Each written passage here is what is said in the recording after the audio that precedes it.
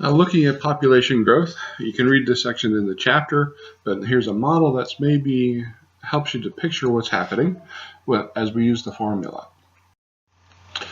Now, in working with population growth, could we actually predict the population of the world, say in 2050? Well, not 100%, but we could probably get close, assuming there's no wars or famine or different kind of things happening that be catastrophic that would kill a lot of people.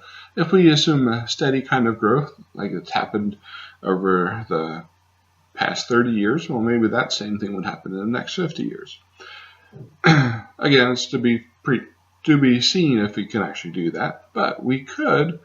One way to do that would be to break the world into smaller areas and say, well, probably, even though it's hard to predict what the world would be like in 2050, we could probably predict what Lithuania would be like, what Kaliningrad would be like, what Latvia would be like. So we could study each of these areas or countries and say, well, what's happened in the past will probably continue, so let's use the information from the past and predict what Lithuania population could be in 2050. Or maybe we go to the Baltics, or say the whole region in this area, and use that as a model. And if we did that for all over the world, breaking the larger continents into smaller regions or countries, and assume a similar kind of thing happening, we could come up with a reasonable estimate of what the Earth population could be. Now, let's first start with something that's a little bit simpler, though. The book will mention the simple increase and decrease percentages. Simple growth, simple decrease, simple decline, so to speak. Well, that's kind of like working with litas in a bank. If you had 6% annual interest that you were guaranteed to get, your 5,000 litas times the interest rate, that's 0.16, would mean that you would earn 300 litas of interest that first year. So the new balance is going to be the original principal, the original amount, 5,000, plus the interest to be 5,300 litas balance after the first year. Now, of course, there's another little quicker way to do this, and that would be to take the original amount and multiply it by 1 plus the interest rate, or 1.06, and that'll get you straight to the answer. So using either method for this is fine. You can do it as you wish. You use either one. Now, if we wanted to calculate how much money you'd have after the second year, well, now we would have to take the 5,300 and multiply it again by this 1.06, or do the first process, 5,300 times 6%, find that interest and add it on to the original amount, but you end up with the same 5,618 litas. Now, this is an iterative process because now we take the total of the second year and do the same thing to it again to get the total of the third year. And after the third year, there would be 5,955 litas in the account. And we can continue to do that. Now we know that there's also a formula to figure out any particular year, but to make it a true iterative process, we can do what we just did to figure that out. And that's what the homework will assume that you do.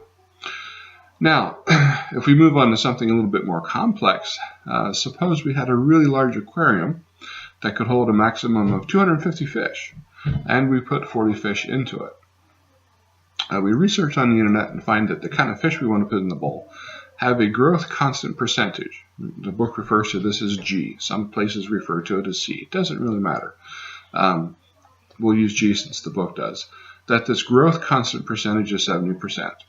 What will the population be next year? Well, we know that with fish, if they're going to grow 70%, a simple increase and decrease would tell us what that is, but the fact is that some of the fish won't survive for various reasons. Some of them may get eaten by other fish. Some of them just won't grow correctly, and they'll die. There could be some kind of sickness or something that would kill off some of the fish. So how do you take a more complex system and work with this? Well, there's a simple formula that works when you can control the growth There's a simple formula that works with this. The book uses it, and I will too, but first we're going to build a picture of this, so hopefully it helps make more sense of the formula that is in the book. If we look at the tank just as this rectangle, and say at some point when this, think of it as an aquarium, or think of it as a pond, a square pond, or just make a picture round if you want it to be a round pond. And you say, well, if it was filled to capacity, there'd be a maximum population, more than which the pond or the aquarium doesn't have the resources to support more, so you get to a certain number of fish, and that will be the maximum. So the maximum population, of course, is when you reach that 100%. It's going to be some number, depending on the size of the tank or the size of the pond and all the resources available. Now, obviously, when you buy an aquarium, you buy a lesser amount. This is, I'm looking at, looks, maybe that's like 40%. The tank's maybe 40% full. If you had that many. Well, it doesn't really matter where we put the line in this case. What this just represents that we don't put in the maximum number in the tank.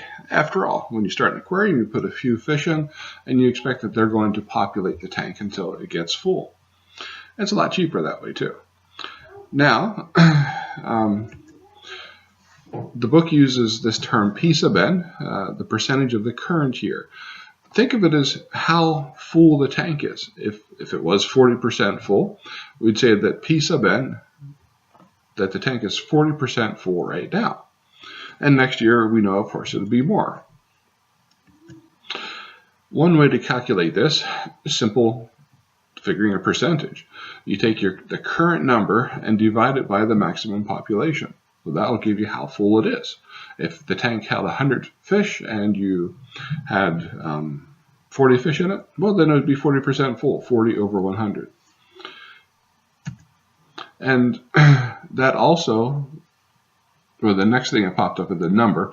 That's going to be how many fish there will be next year. It's going to be some number. We're going to find it by finding out first what the percentage of next year will be. P sub n is the current year, so P sub n plus 1 is think of it as the next year because it's the current year plus 1. And it'll be a certain percentage as well. Say the tank's 60% full. Now, the other thing that the formula uses is the amount of space left to grow in. In our original talking, as if we said the tank was 40% full, well, if it's 40% full, the amount of space left to grow in is 60%, right? If you take 1 minus the current year percentage, well, then you get the amount of space left to grow in the tank as of the current year. Now, the formula is this. The percentage of the next year, n sub 1, is equal to, you take the percent of the current year and you add to that 3 things multiplied together. And that is the percentage of the current year times this g, the growth constant, and the amount of space left to grow in, the 1 minus P sub n. And that'll give you what the percentage is. Now, filling in the chart for the picture for the information we had from the prior screen is that the tank could hold up to 250 fish, and right now we're putting 40 fish in. So obviously it's not going to be 40% since the tank can hold 250, but what would it be? Well, that's not hard to calculate. If we want to find out how full the tank currently is this year, that's P sub n. So we say the current number of fish is 40, and the total population is 250, the maximum population that it could be in the future. So 40 divided by 250 is roughly 0.16, which is 16%. So the tank is basically 16% full. Now, if it's 16% full, it must be 84% of the space that remains to grow into. 1 minus the current year percentage, the 0.16 is 0.84. So that's how much space is left to grow in the tank or the pond or whatever it is you're measuring. Now, we use the formula. And remember that G was given to us in the problem at 70%. so G is 0.70. So the next year's percentage is going to be the current year percentage plus the current year percentage times the growth constant times the space left to grow in, the 1 minus P sub n. So we have all these numbers, just fill it in. So the next year's percentage is going to be the current year percentage of 0.16 plus 0.16, the current year percentage, times the growth constant of 0.7, times the space left to grow in, which is 0.84. Multiply those last three numbers together, and you get 0.09408. Add that to the 0.16, what that statement's saying, and you get 0.25408. Or the tank is almost, well, it's about 25.4% full. Now, that's how full the tank will be next year. Again, we're solving for P sub n plus 1, the next year. That doesn't tell us how many fish it is. It says how full it should be next year. Well, if we want to find out how full it should be, well, we just say, hey, the tank holds 250. If we multiply it by 25.408, how full it is, that'll tell us how many fish that is. And you're exactly right. The number of fish is, you take this number that we just found, how full the fish tank will be next year, the P sub n plus 1, and multiply it by the maximum population. So 25.408% times 250 maximum population means that there should be 63.52 fish. Now, I don't know about you, but I don't think I ever remember seeing a half a fish swimming around. So we would say that we would expect that next year should be 63 or 64 fish. You can round it up or down. Doesn't really matter. Because when we're doing an estimate, it may end up being 62 fish, it may end up being 65, but we have a good idea of what it actually could be from this formula. So that's how we use the formula. Hopefully the picture helps us to understand what's happening in the formula. It is population growth in controlled environments like a pond or a fish tank. You could even use this for lily pads in a pond. And it gives us a good idea of what it will be. And it's a little bit more than simple increase or decrease, like interest at a bank. It's under very controlled conditions. But now you say, well, Greg, but what happens if I buy too many fish, or there's too many fish in the pond? We're always adding this. Doesn't that mean that it's just going to keep growing and growing and growing forever? Well, no. This formula even shows that when a pond or a fish tank is too full, there's not enough resources for all the fish to survive, so it will actually reduce the number. Let's see how that works. Let's assume it's the same tank, 250 fish, but somehow we got 292 fish in it. It's obviously 42 more fish than the tank can support. You have to expect some are going to die in the next year. Well, let's run through the formula. The current year percentage, the P sub n, we take how many we have now, 252, over the maximum population, 250. Well, that's 1.168, 116.8% full. It's over full, it's over 100%. But now, when we take this over and say 1 minus our current year percentage, our P sub n, well, now then we get a negative number, and that's significant. That will change our adding to subtracting very shortly. So it's 16.8% too full, and that's what the minus sign means. It's going to decrease the population. Though using the formula and the same G of 70%, we now use our current year population, which is now 1.168, and you add that to, again, these three numbers multiplied together, the current year population of 1.168 times the growth rate of 0.7 times this negative 0.168. Since it's three numbers, the one's positive, the second one, the 0.7 is positive, the third one's negative, that's going to change the plus to a minus. So when you multiply those three numbers together, you get negative or minus 0.137.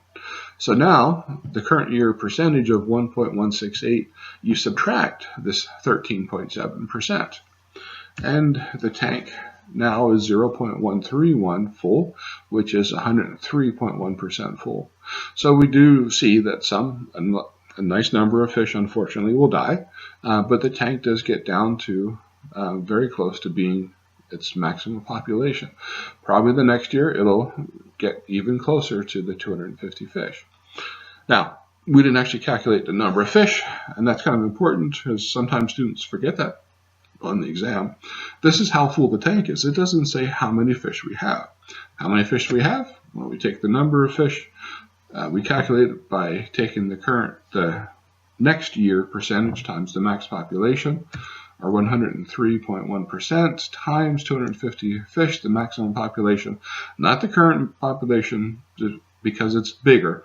You take what the maximum population is. And when you multiply those two numbers together, you find out, okay, there's 257.7 fish.